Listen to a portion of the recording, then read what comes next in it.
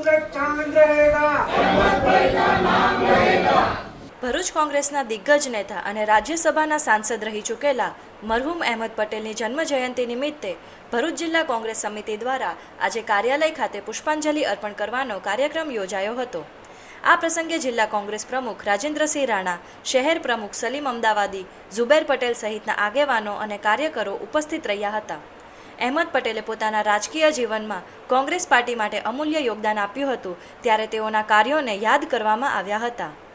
ગુજરાતના પનોતા પુત્ર, રાષ્ટ્રીય નેતા, જેના હૈયે અમારા સૌનું, સમગ્ર લોકોનું હિત સમાયેલું હતું એવા રાષ્ટ્રીય નેતા અને અમારા પરિવારના મોભી કહેવાય ભરૂચ જિલ્લા કોંગ્રેસ સમિતિના એવા રાષ્ટ્રીય નેતા અહેમદભાઈ પટેલ સાહેબના જે જન્મ જયંતિ છે તેમને આ તબક્કે કોટી કોટી વંદન કરીએ છીએ, શ્રદ્ધાંજલિ પાઠવીએ છીએ।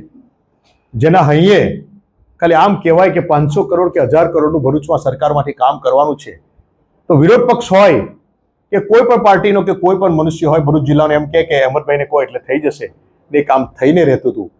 એ દિવસો આજે યાદ કરવાના દિવસો છે, એમને કરેલા કાર્યોને યાદ કરવાનો દિવસ છે અને સપનું જોવે ભરૂચના યુવાનો અને એને સફળ બનાવવાનું ધ્યેય અહેમદભાઈ પૂરું પાડતા હતા એવા અહેમદભાઈ પટેલ સાહેબને દિલથી આજે એમની જન્મ જયંતિ નિમિત્તે કોટી કોટી વંદન કરીએ છીએ।